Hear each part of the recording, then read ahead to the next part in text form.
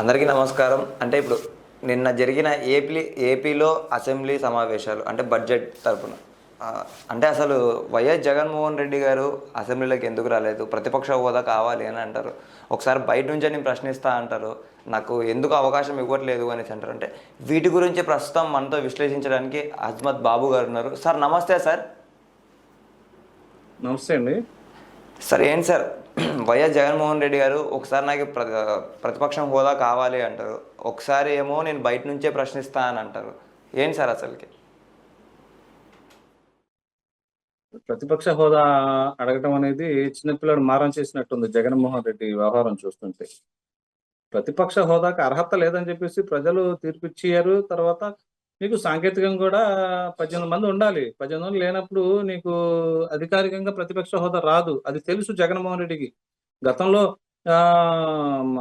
తన ప్రభుత్వం ఏర్పాటైన తర్వాత మొట్టమొదటి అసెంబ్లీ సమావేశాల్లోనే చంద్రబాబు నాయుడు గారిని హేళన చేస్తూ, మీ పార్టీ తరఫున 23 గెలిచారు, నేను గేట్లు తెరిచానంటే ఇంకా 5 ఎమ్మెల్యేలు లాగానంటే మీకు ప్రతిపక్ష నాయకుడు హోదా కూడా ఉండదు అని చెప్పేసి అతనే చెప్పాడు. మరి ఏ మొహం పెట్టుకొని, ఏం ఆలోచనతో ఈ ప్రతిపక్ష హోదా అడుగుతున్నాడో అర్థం కావట్లేదు. ఎందుకంటే ప్రతిపక్ష హోదా అడగటం అంటే అతను చిన్నపిల్లల చేష్టలానే ఉంది. అంటే ఎలా చూసుకోవచ్చు సార్? అంటే గతంలో నేను మాజీ సీఎం, నాకు ప్రతిపక్ష హోదా కావాలి అనేసి కూడా అడగడం జరుగుతుంది కదా మళ్ళీ. ఏమండి, మన ప్రజాస్వామ్యంలో మొన్నటి వరకు 2014 నుంచి 24 వరకు లోక్సభలో ఉన్న 544 మంది ఎంపీల్లో కాంగ్రెస్ పార్టీకి సుమారుగా 54 మంది ఎంపీలు ఉండాలి. కానీ 46, 45 ఉండింది. కాంగ్రెస్ పార్టీకి ప్రధాన ప్రతిపక్ష హోదా రాలేదండి. ప్రధాన ప్రతిపక్ష హోదా లేకుండానే, ప్రధాన ప్రతిపక్ష నాయకుడిగా కాకుండానే పార్లమెంట్ లో 10 ఏళ్ళు పోరాటం చేశారు. రాహుల్ గాంధీ గారు కానివ్వండి, సోనియా గాంధీ గారు కానివ్వండి, మల్లికార్జున ఖర్గే గారు కానివ్వండి. మరి అది భారతదేశ రాజ్యాంగంలో ఉంది, ప్రతిపక్షానికి సాంకేతికంగా 10% సీట్లు ఉండాలని చెప్పేసి. మరి ఇతను ఈ ఏంటంటే డైవర్షన్ రాజకీయాలు. ఇప్పుడు ప్రతిపక్ష హోదా లేకపోతే సింగిల్ ఎమ్మెల్యే ఉన్నా కానీ మాట్లాడే అవకాశం వస్తుంది కదండి. ఇప్పుడు తెలంగాణ అసెంబ్లీ సిపిఐ అతను ఉన్నాడు, ఆయన అసెంబ్లీలో అవకాశం వస్తుంది, మాట్లాడుతున్నాడు.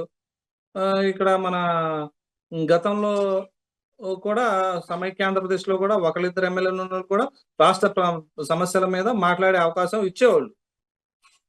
మరి ఇతనికి ఎందుకు ఇవ్వరండి?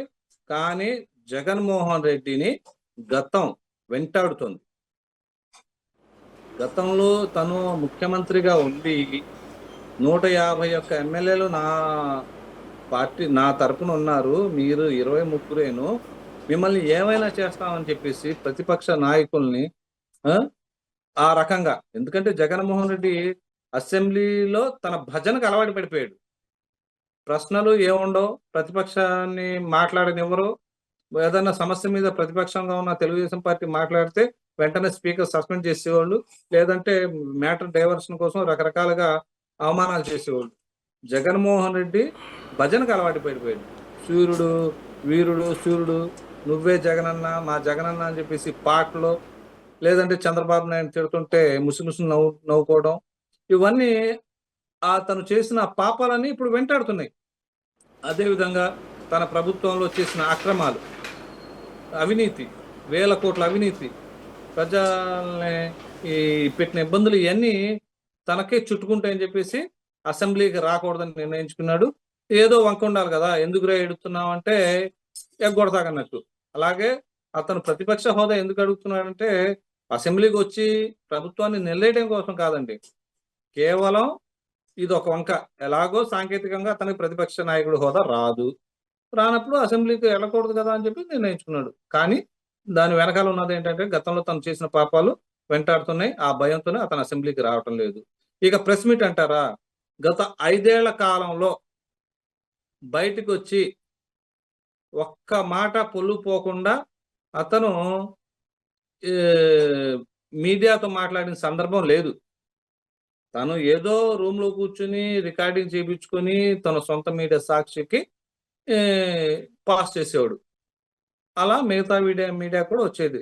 అంతేగాని పబ్లిక్‌లో నిలబడి ఈ ఈ సమస్యల మీద ప్రశ్నించే దమ్ము, ధైర్యం అతనికి లేదు. ప్రజా సమస్యలంటేనే పట్టవు జగన్మోహన్ రెడ్డికి. అటువంటప్పుడు ఇతను సమస్యల గురించి ఏం మాట్లాడతాడు? సార్ మళ్ళీ పులివెందుల్లో ప్రజలు ఆయనని ఎమ్మెల్యేగా ఎన్నుకున్నారు. మళ్ళీ పులివెందుల ప్రజల్ని ఆయన జగన్మోహన్ రెడ్డి గారు అవమానించినట్లే అని మీరు అనుకుంటున్నారా? ఖచ్చితంగా. పులివెందుల ప్రజలు అతన్ని ఒక ఎమ్మెల్యేగా మా సమస్యలను అసెంబ్లీలో మాట్లాడి, మా సమస్యల పరిష్కారానికి కృషి చేయని చెప్పేసి, సమస్యల కోసం సమస్యల పరిష్కారం పోరాటం చేయమని చెప్పేసి అతన్ని గెలిపించారు, ఆదరించారు. కానీ అతను నాకు ప్రతిపక్ష హోదా ఇస్తేనే నేను అసెంబ్లీకెళ్తాను. లేదంటే బెంగుళూరు వెళ్తాను, ప్యాలెస్‌లో పడుకుంటాను. లేదంటే ఇంకో చోటికెళ్తానని చెప్పేసి చెబితే ప్రజలు అతను రాజీనామా చేయాలి. అసలు అసెంబ్లీకి వెళ్ళనోడు, అసెంబ్లీలో ప్రజా సమస్యల గురించి మాట్లాడలేని వ్యక్తి అక్కడ పులివెందుల ప్రజలకి ప్రతినిధిగా ఎలా ఉంటాడు? రాజీనామా చేసేసి ఎళ్లి ప్రెస్ మీట్లు పెట్టుకోమని చెప్పండి. Okay sir. Thank you sir. Thank you so much.